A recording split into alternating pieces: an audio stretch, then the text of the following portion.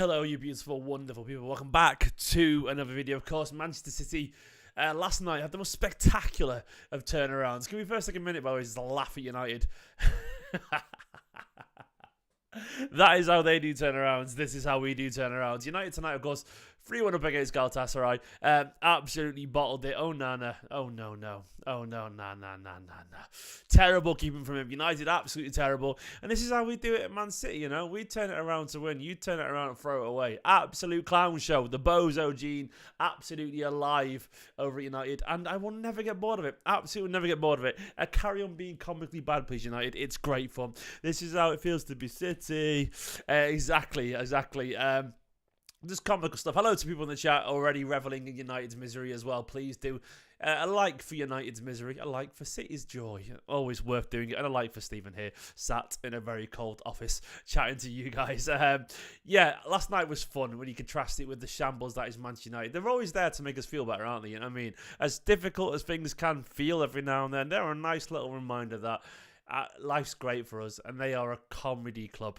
Even when they're actually all right, they're still funny. That's the thing about United. They're not a truly terrible team, but they do truly stupid things, and that is enough for me. And that will always be enough for me right now because we are absolutely brilliant. Even when we play bad, we still managed to have a 3-2 victory and an incredible turnaround. So, of course, this is 5 things that we learned. I'm going to get onto that very, very shortly. I want to first talk about a competition, which you might be very interested in. Look at this. Do you want to win a signed Jeremy Doku and framed Manchester City shirt? Of course you do. Look at that, man. A signed Jeremy Doku shirt. The man who's going to be an absolute superstar for the next decade or so in world football. The man is becoming a bit of an icon already at Manchester City Football Club. If you want that hung up on your wall somewhere, only 199 entries possible. There's also, if you like, it's a random draw, but if you choose certain ticket numbers as well, there's more prizes available as well. Instant win prizes are as follows. You can get a Ruben Dias signed home shirt as well if you want that. There's replica treble medal sets, and there's credit for the site as well. There's only 95 tickets available left. It is about £3.95.20. The cup of a coffee from Starbucks, basically. And the draw is tomorrow. At the end of the competition is tomorrow. It's 7:30. The draw is on Friday. So if you want to win, and it comes with a certificate of authenticity, by the way, a signed Jeremy Doku shirt, so you can do a gritty in it or whatever, or just show your friends and family, you should show your mates at school, I don't know, just show it to yourself every now and go, that's Doku sign that. Click the link in the description right now. Go to the link in the description, head over to Football Prizes. It's all totally legit, by the way. Loads of people who watch this Steam company have won these competitions. And that is where you can go. To link in the description, head to Football Prizes, and fingers crossed, one of you guys could win a signed Jeremy Doku shirt. That would be absolutely wonderful, wouldn't it? You could do your griddies all day long. What a wonderful footballer. Or a Diaz one as well, if you choose the number. What number is the Diaz shirt? So if you choose the numbers, basically. If you choose ticket 133, you also win a chance to win a signed Diaz. So basically, if 133 came out, you'd win the Diaz shirt as well as the Doku one. So you could get lucky there. Some might be taking the ticket, I don't know. But good luck. 22 hours left to enter. Good luck to you guys. Let's go to the first thing that we learned from this game. There's loads to talk about, of course, by the way, but these are the things I want to talk about. Phil, look, it's weird because Phil didn't have a world-class game against Liverpool. People acted like he's had a poor season. He's had loads of wonderful games this season. Phil has been genuinely excellent. Man of the match last night. He didn't have a good first half. In fact, he was pretty dire, but everyone was dire in that first half, so we'll allow him that. Even Kev was awful at times before. I always said about De Bruyne, he was shite until he was brilliant, and I think that's sort of is often the case with attacking midfielders because they sort of have to get into the groove. But Phil last night, I mean, look at him there, by the way, now. There. He looks like a man these days, Phil, doesn't he? He's grown up. He's not that little boy anymore, you know. He's still a baby in the grand scheme of things, 23 years old. But, he's definitely becoming that guy. And there was a clip last night going around of him, directing people and telling people what to do. And you can tell he's becoming a senior member of this team despite only being 23 years old. All that he's achieved so far, and he's still got so much of his career ahead of him. And Pep has been guiding him through this transition into the world of stardom so carefully, and rightfully so. And we saw last night Phil in that David Silva position, left centre mid as a left-sided eight, a position that means so much to us because, of course, Guardiola changed the course of Manchester City's history by inventing and introducing the false eights to English football. David Silva, Kevin De Bruyne, and last night Phil Foden was in the David Silva role, a role we've been waiting to see for an awful long time, and all I could see was parallels, like the quality of that through ball. I got David Silva flashbacks. It felt like something he would have done to Aguero. There's a Wigan one. Remember that one? It was not quite the same, but it reminds me of that one a little bit. Or, or then maybe even the second goal. There's the touch away from a defender. Then the composure to put it in the bottom corner. Even where he ended up in the third goal, like you got a deflection for. I don't think it counts as an assist because it was deflected, but the pocket of space he picked up just inside the left side of the area from Doku's pass, then to turn, they cut it back to Alvarez. It's pure David Silva, man. It's pure David Silva. And Phil continues to be a special footballer. Look, he's got more Man of the Match awards than Saka's got Champions League appearances. I know Arsenal fans hate Foden because we always talk about a comparison between the two. But that shows you just how much he's achieved and how much special he is as a footballer. Another Man of the Match last night and absolutely deserved it. He came out in the second half and he turned the game around for Manchester City. And he's a special footballer with a lot of ability. And won't forget, a big love of this club. Does Kyle Walker's role work right now? Pep's been trying this thing where he pushes Kyle Walker really far up the pitch on the right as an attacking outlet, allowing Bernardo Silva or Phil Foden on the right to sort of be a little bit more central. And the only problem we've got about this is that Kyle Walker doesn't really seem to offer anything, if much at all, going forward. He's probably the least technical player in this Manchester City squad. Still, the bar is really high, so I'm sure he'd be the most technical in another team. But still, he doesn't offer that creativity or that ingenuity that you'd associate with a Manchester City attacker. Yeah, he's playing in that role. Ironically, this role would be perfect for Joao Cancelo if he hadn't already annoyed Guardiola immensely. But we know deep down, the thing that makes Kyle Walker so special is that defensive capability. And if you watch the goals last night, particularly the second one, Kyle Walker is so far up the pitch because of his new attacking role that he's not even able to get back and keep up with Openda as he breaks forward. So basically, what we're seeing right now is Kyle Walker pushed further up the pitch to offer an attacking threat, which he's not really capable of doing much. Occasionally he will offer something, but largely he's probably our worst attacker, while also neutering the one thing that really truly makes him special, that insane defensive capability with that physicality and that pace.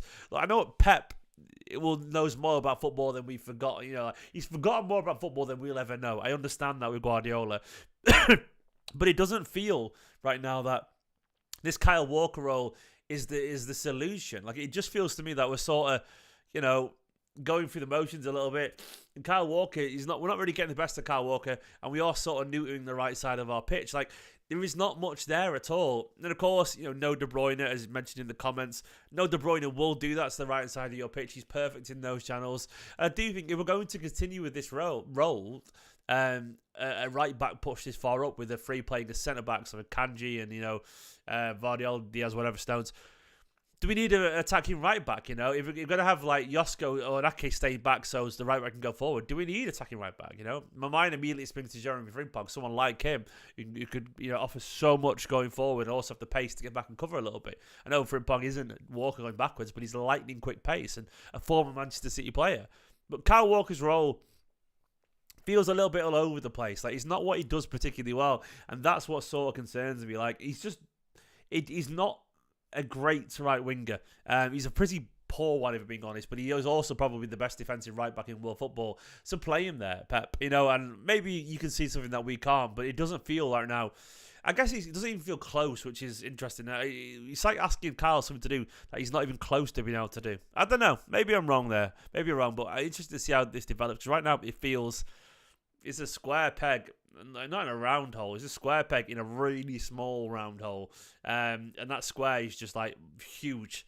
Like, there's no chance that peg's going in that hole. It feels there's zero chance. Rico makes Manchester City flow. Look, we know this anyway, but there was a moment yesterday when Kyle Walker came off. Jack Grealish came off too, but Kyle Walker came off, which meant Rico Lewis was allowed to invert.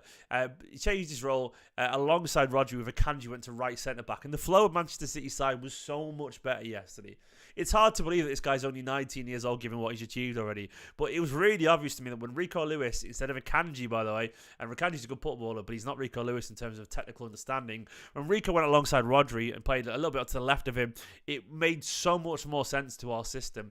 Rico was feeding Foden, he was feeding Alvarez, he was feeding Doku so much better, so much more intuitively with pace and precision. And Rico Lewis, look, to have that impact on a team as good as Manchester City is very, very impressive for a man so young, for a man of any age, never mind his age. Rico is clearly a special talent, and I think it's really obvious to me that he suits that inverted role better than Akanji does, and he's one of the most natural progressors of the ball that we've got. There was a particular move yesterday, of course, that led to the third goal where the ball worked its way back to Rico. Rico turned towards, I think it was Akanji or Ake, played it back to him, and Ake back to Rodri. Rodri immediately returned to Rico Lewis, and quicker than anything, a flash, he turned around and fed a beautiful through ball to Doku. He cut inside, played to Foden, Foden to Alvarez, goal. But Rico does make City flow. He's got that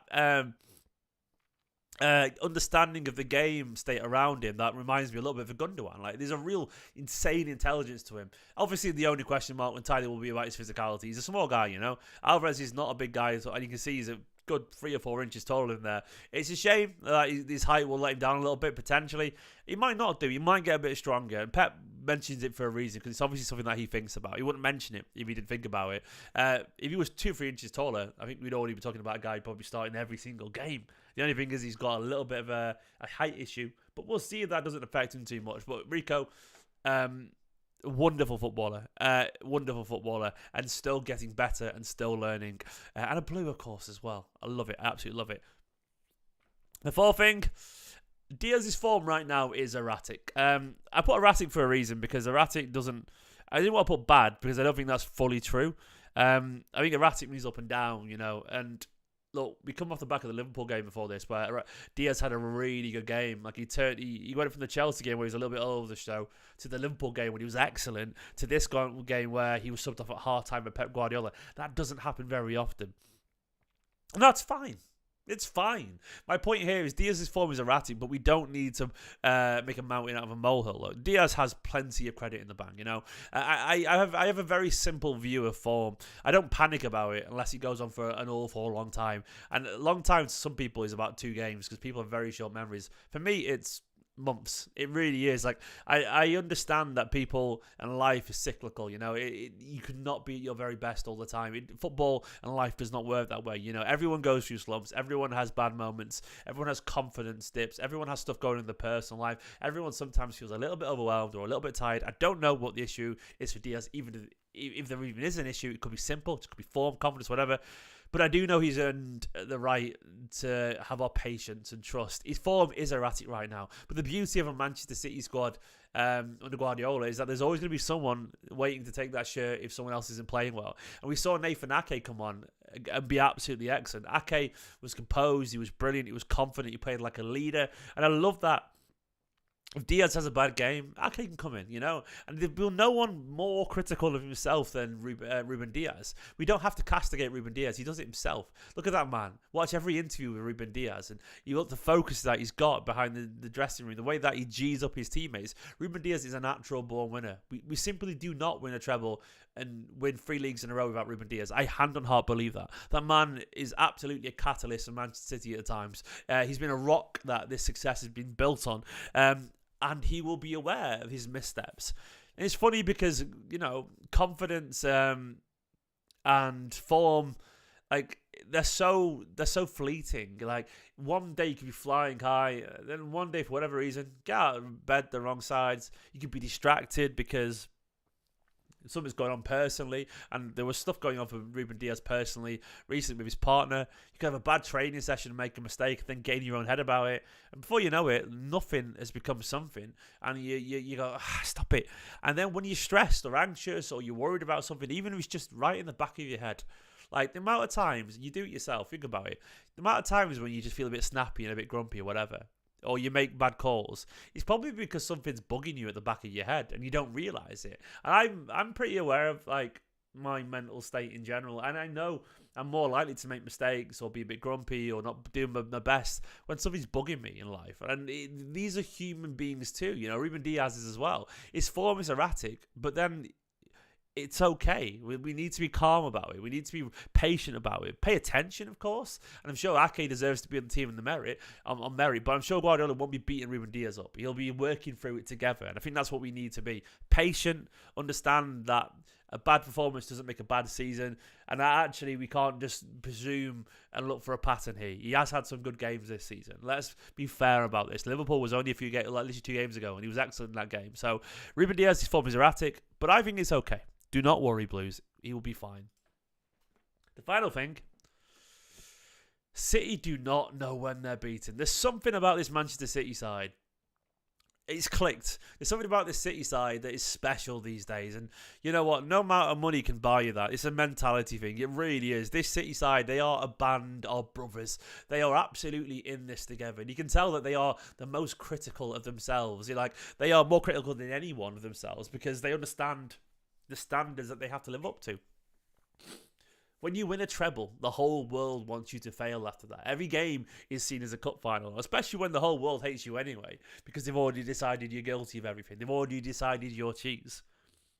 But this Manchester City side, and I've said this a billion times, the reason I will never care too much or I won't feel tainted if we were found guilty is because I think these players have earned it. And last night was a good example of that. Do I think these players are cheats? No.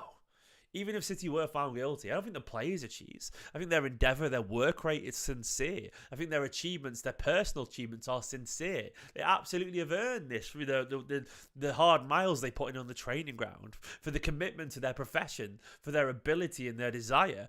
Nothing they've done is anything but genuine as individuals. And last night we saw that again. This City side has a remarkable spirit, a truly remarkable spirit. And the thing for me which is really exciting is that eventually, it sort of becomes part of the club, the fabric of the club. Like we saw it with Real Madrid and their late comebacks and this incredible desire to win so many Champions Leagues because they just had it. Players would sign, young Brazilian players would sign, and they'd be emboldened by the Real Madrid shirt because they just had it. And I think under Guardiola, we're seeing that a legacy formed, which could be defining for this club. The players will sign for Manchester City, and they'll know that they can turn it around because this club just has it. And we saw it last night with a bunch of players who are relatively new to this team, and they turned it around in the way that we've been so familiar to see in the past. It's been going on for a decade now. A 3-2 sounds familiar for very good reason, And this City side, they are absolutely terrifying when they're a goal or two down and they've got a bit between their teeth because they don't like to be beaten. And that's the thing, once again, why I'm not too critical about this Manchester City side. They don't like to be beaten at all. There is no bigger critic of himself than a world-class footballer. They are aware of their failings. They are there because they are aware of this and they are willing to fix it. And this is why I don't get on the back, because they don't need it. They don't need it. I support them and show confidence because that's all they need. Anything we could possibly say, they've already thought it or Guardiola said it to them. I guarantee you that. We ain't that smart as fans. We always think when a player's playing badly that they don't know. I know they know. They know. They're not stupid. They know. So they also don't know when they're beaten at the same time. I love this side. I think it's ridiculous. The quality that they've got. It just permeates through the squad. The mentality is infectious, and to me, it makes City just even more harder to beat. It really does. This City side is very, very, very special. It's very exciting. It's very exciting. Guys, do get the likes up. As Sophie said in the chat, it would be really appreciated to get the likes up on this video. I hope you enjoyed it. The 5 things that I took from this game. I'll go back to the first one again. Phil is a special talent. Do not let anyone tell you otherwise. There's some narrative around Phil Foden that he can't have an average game or a poor one. He's not allowed to. He always has to be better and better and better, apparently. No. Look, Phil's having a quietly great season. He's having impacts in most games. He's getting goals and assists regularly. And last night he turned the Champions League around on his own. Wonderful stuff. Second thing is, I don't think Kyle Walker's role works right now. Pep's trying something and maybe he's going to be onto something. But I do think we've got a KDB-shaped hole on that right-hand side. And Kyle, get back and defend. It's what he's good at right now. Rico Lewis does make this City side flow. There's something about his understanding that reminds me a little of football, reminds me a little bit of Gundogan. A special player, a really special player. Diaz's form is erratic, but I'm not panicking about it. I'm not. And finally, we don't know when we're beaten. Guys, they are the 5 things that I took from this game. Don't forget, you can enter the signed and framed competition to win a Jeremy Doku shirt. Look at that, man. Absolutely wonderful stuff. Thank you for watching this video. Check the link in the description if you want to enter that video competition right now. You've got until tomorrow. It's very exciting. Fingers crossed you can win it. Put it on you. If you do win it, let me know. DM me if you enter or whatnot you get on. Only, how many tickets left? 95 tickets left to get involved. Go for it. Cost of a coffee, you could win a signed Doku shirt. That could be worth something special one day, couldn't it? Guys, thanks for watching. Big love to all you guys watching live. Like the video, subscribe, watch the match from last night. In a bit, bye-bye.